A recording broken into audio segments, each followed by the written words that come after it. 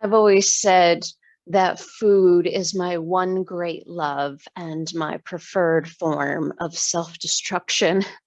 I have had for my entire life a really tumultuous relationship with food. It's like this love-hate relationship. Like I just love food and at the same time it creates so much struggle for me in my life, and it's been very interesting to evaluate each decade of my life and how my weight has fluctuated because of this relationship I have with food. You know, in my as a child and adolescent, I was overweight, and then in my teenage years, when my traumas were at their worst, I developed a very severe eating disorder, and at its worst, I was binging and purging 8 to 12 times per day. And so by my late teens, I had became too skinny. I wouldn't say I had reached, I was like teetering on the edge of an unhealthy, like being underweight. But because I was in sports and very active, I had muscle. And so when I look at pictures of myself from that time period, I look unhealthy. You know, my face, you know, everything's sunk in, and I didn't look well. And then a decade later, in my late 20s, I was classified as morbidly obese. I went in the complete opposite direction and put on more than 100 pounds from my lowest weight as a young adult. And so, and I, you know, my highest recorded weight is 222 pounds. And I was classified as morbidly obese because I also had sleep apnea and high cholesterol. Um, and and then a decade later, in my late 30s, I finally reached and have maintained for a few years now a healthy weight. And I recently turned 40, and I'm happy that now I'm, you know, maintaining a healthy weight. But that doesn't mean that the process is easy. And so recently I posted a video about, you know, some of the struggles I still have with food. And even though my eating disorder is considered to be in remission because I'm purged in years, remnants of it still linger, you know, with still eating until my stomach hurts sometimes, and still sometimes I want to eat in secret, or, you know, I obsess about food. So remnants of it still linger. And so in that video, I talked about how important practicing compassion is during those times when I slip into those old patterns. But today I want to come on and talk a little bit about some things that have been particularly helpful in me reaching a healthy weight and maintaining a healthy weight. Okay. And it doesn't mean that I don't bounce up and down a few pounds here and there every now and then, because I do still struggle. But overall, I mean, I'm not having to buy new clothes and keep, you know, older, bigger clothes around because I gained so much weight. I'm holding fast. And so so that feels good. And I shared about the two things I'm going to talk about today, which is mindful eating and intermittent fasting, in my first book, Transformation After Trauma. You know, that book is all about the tools I used in my healing journey. And my books are not only part memoir, they're part how-to. So I talk about how to utilize the tools I've used in your own life. And so saying that, so, you know, there's more detail in that book if you're interested. But mindful eating has been really important to me because well, first, let me explain. So mindful eating is really what the name implies. We're just becoming aware of what we're taking into our body. We are aware of why we want to take food into our body. Okay, so are we hungry? Okay, so mindful eating is about evaluating, why are you intaking food at that moment in the first place? Are you hungry? Is it just because it's the time to eat? Okay. Mindful eating involves, what's happening during the process of eating, or even choosing. Let's go in stages. So what you're choosing to eat.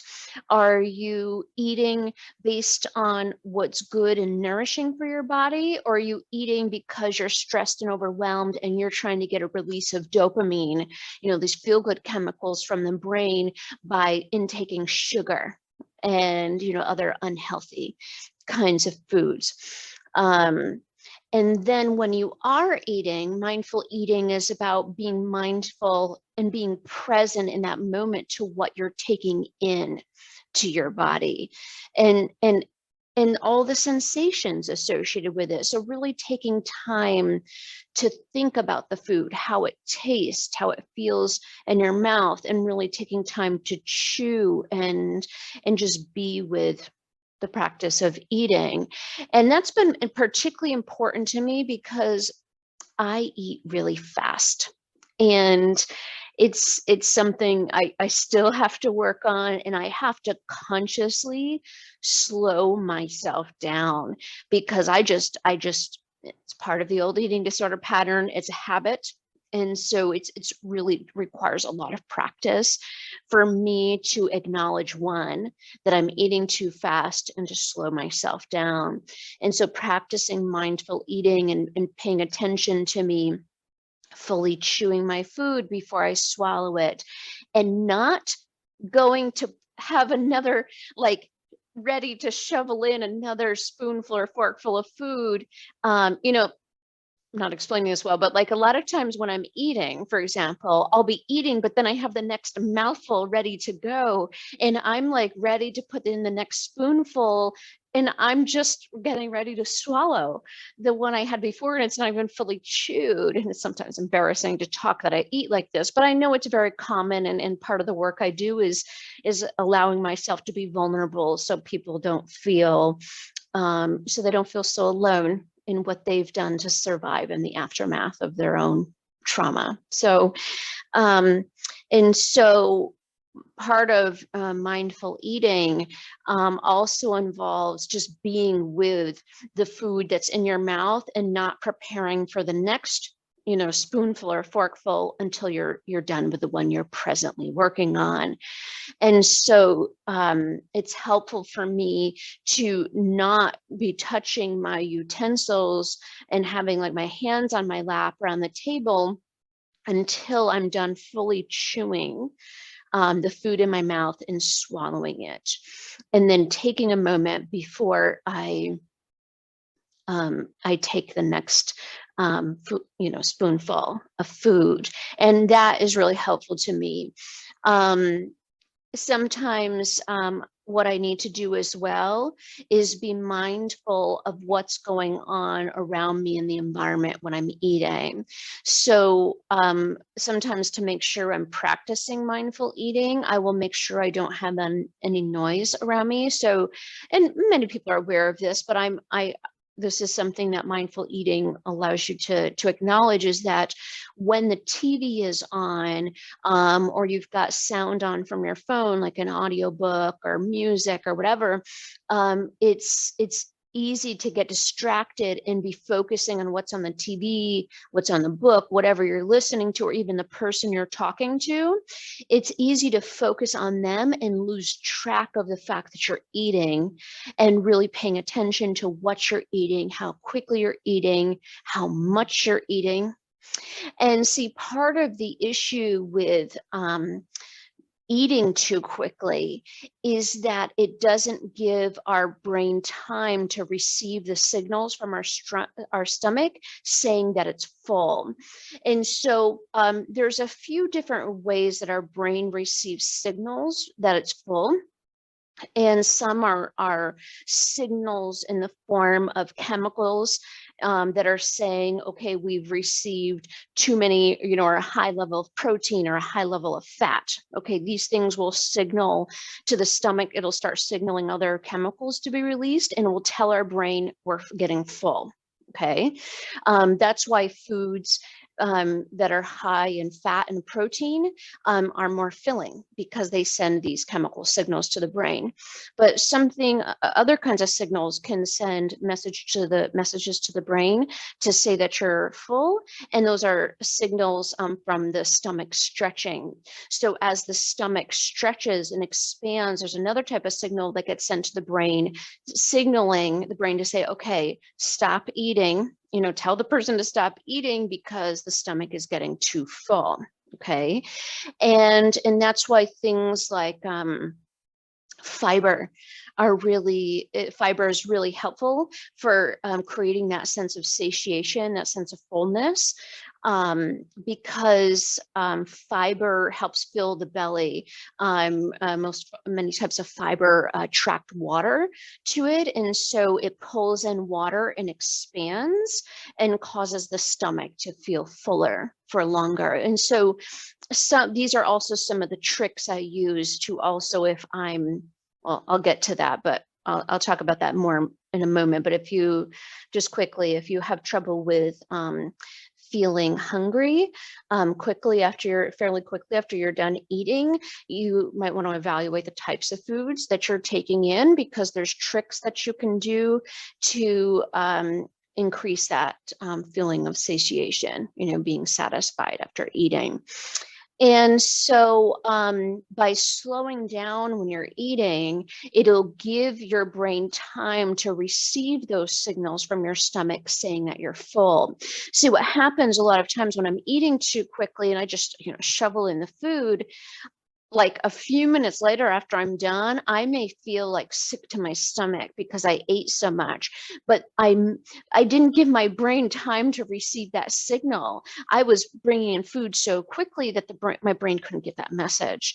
And so afterward, then I feel uncomfortable for an hour, 2 hours or more afterward because of how much food is sitting in my stomach.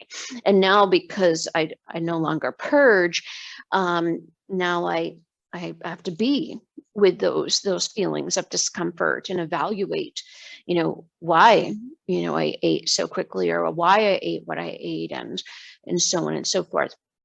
And so mindful eating allows you to evaluate all these different facets, and also evaluate, when you're eating mindfully, it also involves evaluating how you're feeling, looking for those signals of satiation, the signals from your body saying, I've had enough.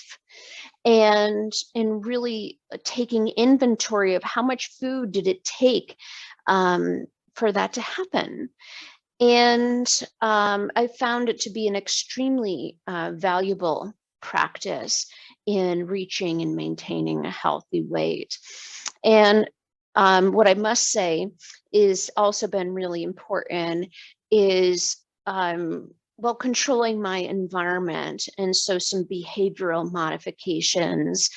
And I just know certain foods, I can just not have them in my house. And, I've tried to practice, just restraint and willpower and allowing some of these foods in my home. And I just practice staying away from them. Well, it doesn't work for me, at least. Others may have it, but for me, because I have always used food to push away any kind of discomfort, and I've also always used food to celebrate any, great moments. So the highest of highs and the lowest of lows have always been associated with food in my life. And so when I'm experiencing these swings of emotion, it's hard to stop yourself in that moment and practice mindfulness. And some days I can do it, and some days not. And so instead of having to have this constant battle inside of me of like, oh, do I go eat? So like I have some things that I liked, like I love cereal and I love trail mix, and there's certain, like granola, like I just can't have certain things in my home because I'll just eat it. I'll just eat it and eat it and eat it. And so instead of, again, having this battle inside of me of, do I eat it? Do I not? And having to practice restraint, I just don't bring those things into my home. And if you live, it's easy enough if you live by yourself, but if you live with someone else, it may require you, or will likely require you, to have a conversation with them and say, is it okay that we don't bring these certain foods into the house?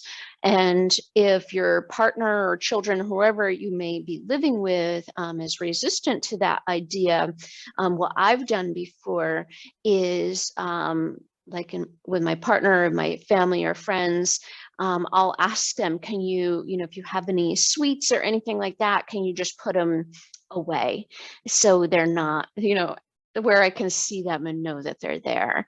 And that works. Like if I don't know that there's cookies and pies and chocolates, and all this stuff I really like around, then I'm good. I'm good. The temptation won't be there. And so that's helped. And I consider that, even though it's a form of behavioral modification, I consider it to be in the realm of mindful eating, because it requires you to be mindful of what your triggers are. And, and sometimes our triggers are emotional, and sometimes they're just, something in the environment triggered us. We saw something, and but there's lots of things. And I think mindfulness allows us to acknowledge the things that trigger us to eat. And of course, sometimes we're triggered to eat because we're hungry. And that should be, when we're typically eating is when we're hungry. But unfortunately, we eat for a lot of other reasons besides hunger. And sometimes those signals in our brain of why we're wanting to eat get all jumbled up, and we may not really know what is causing us to want to eat. So that requires some taking of an inventory, when we're wanting to eat, to evaluate if we really are hungry, or if there's something else driving our desire to eat. And that's where the next thing I want to talk about today is, that's been really helpful to me, is intermittent fasting. And I do, in the chapter in Transformation After Trauma, where I talk about mindful eating, I have a subsection where I call it a note on intermittent fasting. And why I just put a small section is because my fourth book, the book I plan on releasing in, I have them all planned out in 2024, will talk more about, weight struggles after trauma, and the tools I've used in my journey. And so I'll expand a lot more in that book, but, it's still 2 years away. So I don't want to hold on to this stuff for that long. And so that's why I introduced a little bit into Transformation After Trauma. And I'll talk a little bit about it today.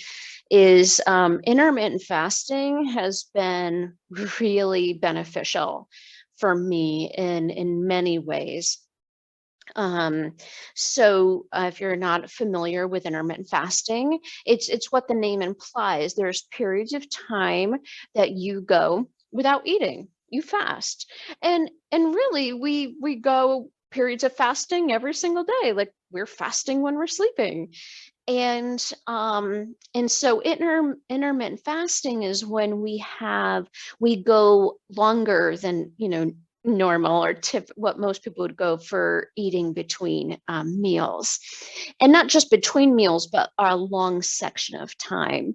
And I'm not going to spend a ton of time talking about all the different protocols and how you do it, because there's so much information out there. And so if you're interested, you can go to, ask Google, and Google will tell you everything you want to know about intermittent fasting. But what I did start with fasting for 16 hours a day. So between dinner and breakfast, I would go 16 hours without eating. And that's a very common protocol. It's called the 16-8 protocol, because you have a 16-hour fasting window and an 8-hour eating window. And what I have found, I first started with 16, and then I found, like a lot of people will find, it's hard to lose much weight with that. It worked, but not really great. So I moved it up to 17 hours. That was a little better. The weight came off quicker. And, but what was really has worked really well for me is fasting for 18 hours a day. And so that's my average now. I fast on average for 18 hours a day, and my eating window is for 6 hours a day. And sometimes it varies. Sometimes I fast for only 16 hours a day or 17, and sometimes I fast for 20 or 21 hours. But on average, it's about 18 hours a day that I fast. And what's been so great about that is because I don't have to think about it. Maybe you've heard of something called decision fatigue. Well, it's what the name implies. We get fatigued by having to make too many decisions each day. And so that's where controlling our environment as far as what we bring in is really helpful, because if it's not in your environment, you're not going to have to sit here and decide, do I eat it? Do I not? You're not going to have to expend any energy. It's just not there. So you don't have to make a decision, and you don't have to struggle over it. It's just not there. Well, the same kind of idea works with intermittent fasting. If I say that I'm done eating at 4 o'clock at night or 5 o'clock or 6 o'clock, whatever it is, then I'm done. That's it. I've put a boundary.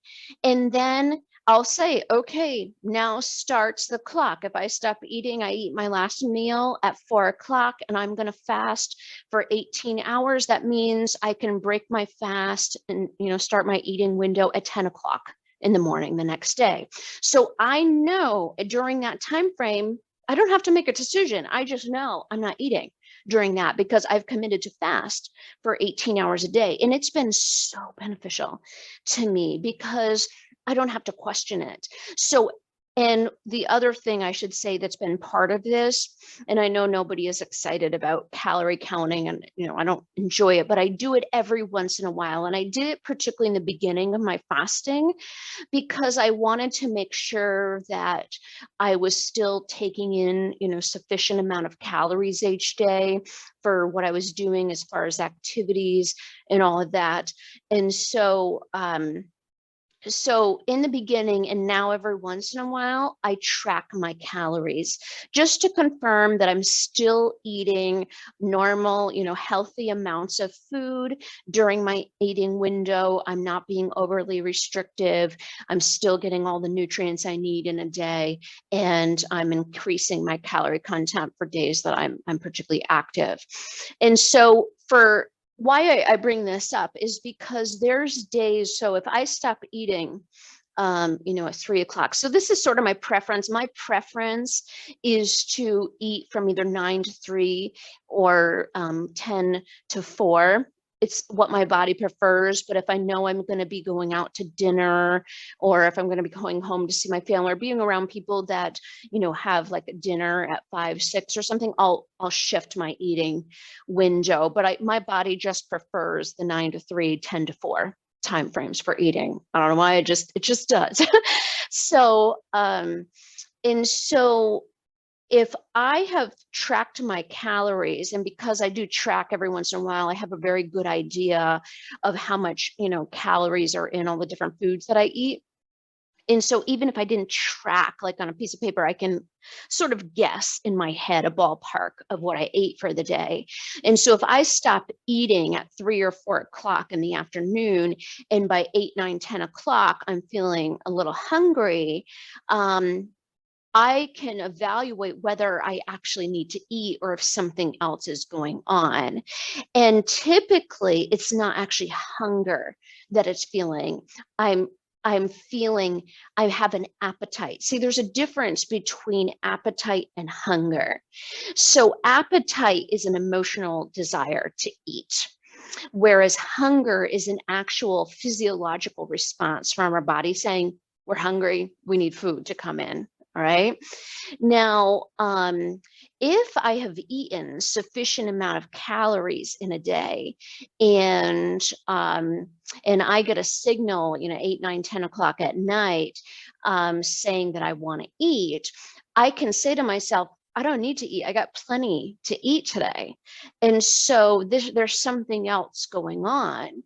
Now, I'm not going to say that if you stop eating at 3, 4, 5 o'clock at night, that you're never going to have actual hunger at nighttime.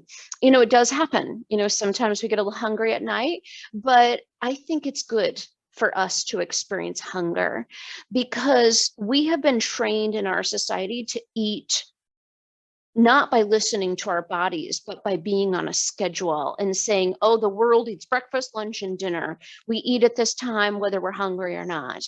And so we really haven't been programmed as a society to listen to our body's signals. And what I like about fasting is that allows me to see the difference between appetite and hunger.